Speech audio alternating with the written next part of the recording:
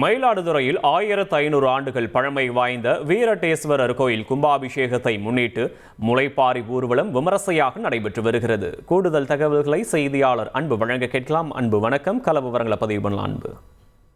மயிலாடுதுறை மாவட்டம் குத்தாலம் தாலுகா வழுவூரில் 1500 ஆண்டுகள் பழமை வாய்ந்த கீர்த்திவாசன் சுவாமி ஆலயம் எனப்படும் அட்ட வீரட்டேஸ்வரர் ஆலயம் அமைந்துள்ளது. இந்த ஆலயத்தில் தார்காவனத்து முனிவர்கள் ஏவிய யானை வடிவிலான அசுரனை இறைவன் சம்ஹாரம் செய்து இடுப்பில் ஆடையாக அணிந்தார் என ஆலய புராண வரலாறு தெரிவிக்கின்றது. இதனையடுத்து இந்த தேவார பாடல்கள் மற்றும் அருணகிரிநாதரால் இந்த திருத்தலத்தில் திருப்புகழ் பாடப்பட்ட பழமை வாய்ந்த இந்த ஆலயத்தில் கும்பாபிஷேகமானது 24 ஆண்டுகளுக்கு பிறகு வரும் ஏப்ரல் 4ஆம் தேதி நடைபெறுகிறது. இதனை முன்னிட்டு யாகசாலை பிரவேசம் நிகழ்ச்சி இன்று வெகு விமர்சையாக நடைபெற்றது.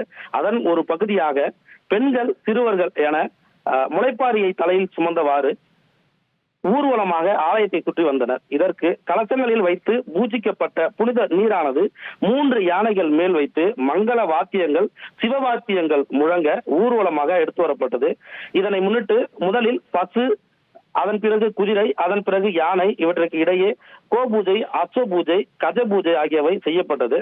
தொடர்ந்து சிவவாத்தியங்கள் முழங்க 100க்கும் மேற்பட்ட பக்த கொடிகள் ஆலயத்தில் வலம் வந்து தரிசனம் செய்தனர்.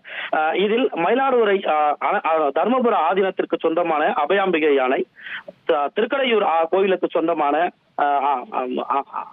அம்பிகை யானை, மேலும் மயூரநகர் கோவிலுக்கு சொந்தமான நானாம்பல் என 3 யானைகளும் பரவசத்துடன் நடனம் ஆடியதில் பொதுமக்கள் உணர்ச்சி வசப்பட்டு பார்த்து ரசித்தனர். விவரங்களுக்கு நன்றி அன்பு. செய்திகளை உடனுக்குடன் தெரிந்து கொள்ள உடனே சப்ஸ்கிரைப் பண்ணுங்க.